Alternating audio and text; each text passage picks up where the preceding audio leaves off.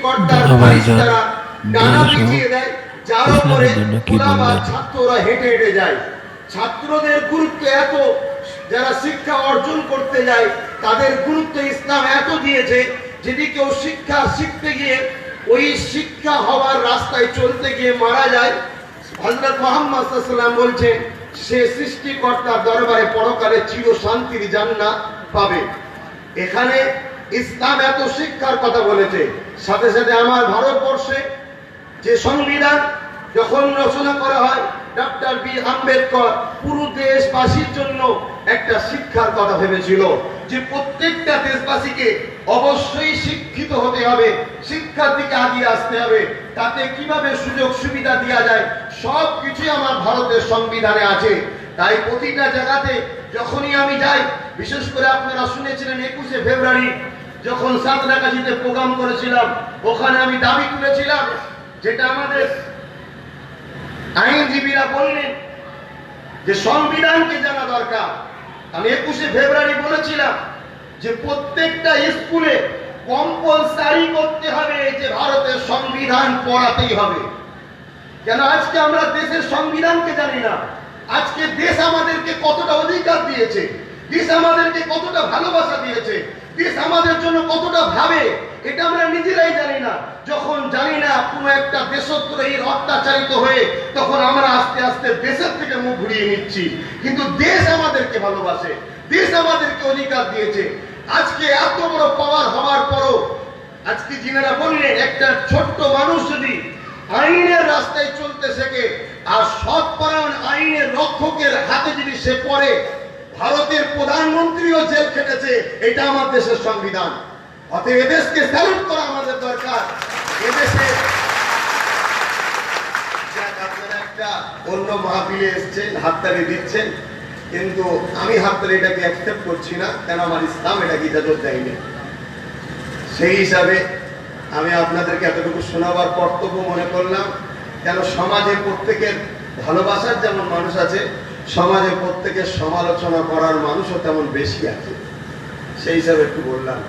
তো যেটা বলছিলাম, আমার ভারতবর্ষে 52 বছর পর 2002-তে ডিসেম্বরে একটা, জানি না আমার পূর্বে কোনো আইনজীবী সাহেবরা বলেছেন কিনা, তথাপি আমি একটু যখন আইন সচেতন সিভিল সেই হিসাবে একটু বলার চেষ্টা করছি। তারপরেও প্রথমে বলে নিচ্ছি ম্যাডামদের কাছে, স্যারেদের কাছে, যদি কিছু ভুল হয়, কেন আইনের ব্যাপার আপনারা ভালো বোঝেন, আমরা যদি বুঝতাম তাহলে কিছু হলে তো নিজেরাই যে কোর্টে দাঁড়িয়ে যেতাম, আপনাদের আশ্রয় নিয়ে, আপনাদের সাহারা নিয়ে আমরা যাই। তবে আমি প্রত্যেকটা এখানে যত মানুষ আছে বেশিরভাগ মানুষই আমার সাক্ষী দেবে, বেশিরভাগ মানুষকেই বলেছি যে ভয় করো না, আইনের রক্ষক বিক্রি হতে পারে, আইন কখনো বিক্রি হয়নি। অতএব তুমি আগিয়ে যাও, ইনসাফ তোমাকে অবশ্যই কোর্ট দেবে, আদালত দেবে, আইন তোমাকে দেবে। নিজের আইনকে নিজে হাতে তুলে নিও না, তুমি আগিয়ে যাও। সবাই যদি নিজেরা নিজেদের বিচার করতে শুরু করে দেয়, তাহলে দেশ খুব শিগগিরই গোষ্ঠীদ্বন্দ্বতে লড়াই হবে, যেখানে আমার বিশাল ভারতবর্ষ, আজকে সারা পৃথিবী আমার ভারতকে ভয় করে। এ ভারত তখন টুকরো টুকরো হয়ে যাবে, তখন সমস্ত দেশের কাছে আমরা বেউজ্জুতি হব। তো যাক, আজকে রাইট টু এডুকেশন অ্যাক্ট বলে 2002-তে ডিসেম্বরে একটা নতুন করে সংযোজন করা হয়েছিল, সেটাকে বিল পাস করা হয়েছে 2009 সালে, আর বাস্তবে মানুষের কাছে তুলে দেওয়া হয়েছে 1 ফেব্রুয়ারি 2010-তে। এই রাইট টু অ্যাক্ট যেটা এডুকেশন অ্যাক্ট যেটা বোঝাতে চাইছে যে 6 বছর থেকে 10 বছর পর্যন্ত প্রত্যেকটা বাচ্চা, নর নারী প্রত্যেককে শিক্ষা অবশ্যই গ্রহণ করতে হবে। তাদের বাপ মার উপরে দায়িত্ব তার বাচ্চাকে শিক্ষার জন্য স্কুলে পাঠাতে হবে। কিন্তু আজকে যে এলাকায় এই আলোচনা হচ্ছে, এটা হাওড়া জেলা, মনে দুঃখ নেবেন না, অতি দুঃখের সাথে আমি বলছি, এই ডোমজুর বলেন, জগাছা বলেন, জেবিপুর বলেন, এক কথায় হাওড়া জেলায় এইসব এলাকাগুলোই দেখা যায় ছোট্ট ছোট্ট বাচ্চাকে তার বাপ মা মাথায় গাঁটলি তুলে দিয়ে হাওড়া হাটে, মেটিয়াপুর হাটে, কাপড়ের কারবারে, চুরির কারবারে বিভিন্ন জায়গায় লাগিয়ে দিচ্ছে। হয়তো এতে কিছু পয়সা ইনকাম হচ্ছে, কিন্তু আপনি ভাবতে পারছেন না আপনার 2 কোটি টাকাটা একটা দিন আপনার শিক্ষা না থাকার জন্য একজন দুষ্কৃতী লোক আপনাকে এমন একটা ফাঁদে ফেলবে, 2 কোটি টাকা কিন্তু আপনার বেরিয়ে চলে যাবে। আর যদি আপনি শিক্ষিত হতেন, আপনার হয়তো 2 লাখ ইনকাম করতেন, এই 2 লাখ টাকা কেউ কেড়ে নেওয়ার অধিকার পেত না। সেই হিসাবে শিক্ষা এমন একটা গুরুত্বপূর্ণ জিনিস। ইসলাম তো বলেছে, সাথে সাথে আমার দেশের সংবিধান আমাদেরকে কতটা শিক্ষার সুযোগ সুবিধা দিচ্ছে। এবং যেটা ম্যাডাম বলছিলেন যে 6 বছর থেকে 14 বছর পর্যন্ত সমস্ত পড়াশোনার ফেসিলিটি স্কুলে ফ্রি আছে। ফ্রি বলতে কি, আমাদেরই ট্যাক্স থেকে গভর্নমেন্ট সুযোগ সুবিধা করে দেবে। এবং সংবিধান বলেছে এটা রাজ্য সরকারের দায়িত্ব। এবং সেই ছেলেগুলোকে শিক্ষকের জন্য একটা শিক্ষক পিছু 30টা করে ছাত্র পড়াশোনা করাবে, 30-এর অধিক নয়।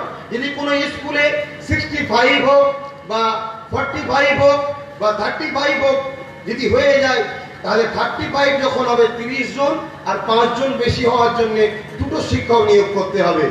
55 বলে সেখানেও 2টো শিক্ষক নিয়োগ করতে হবে।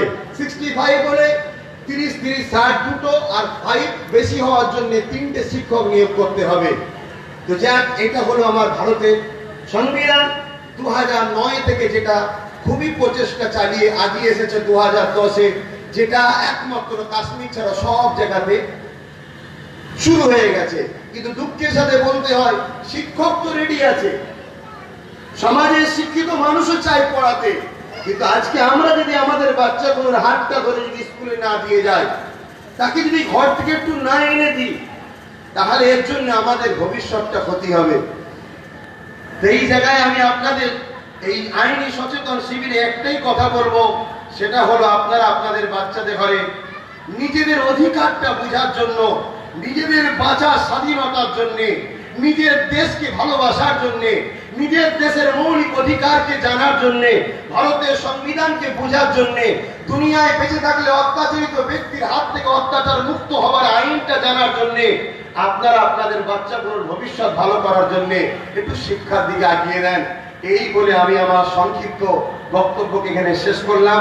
শেষ করার আগে আরেকবার বলছি, যদি আমার এই আইনি ব্যাপারে কিছু ভুল হয়, কেন আমি লাইনের ছাত্রও নয়, এ বিষয়ে আমার অতটা।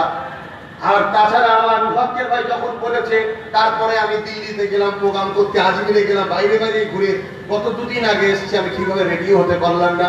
যার কিছু কথা বড় বড় আইনের মানুষ রয়েছেন তাদের সামনে বললাম। এবং সাথে সাথে যারা এসেছেন তাদের সকলকে ঐক্যরাজ্য আহলে সুন্নাত ওয়াল জামাতের পক্ষ থেকে আরেকবার মোবারক জানাই, এবং আমার মুফাক্কির ভাইকে খুবই আন্তরিক ভালোবাসা দোয়া জানাই। আল্লাহ তেনাকে আরো বড় করেন, সবাইকে বড় করেন, আমিন। ভারতবর্ষ জিন্দাবাদ। আসসালামু আলাইকুম। ওয়ালাইকুম আসসালাম।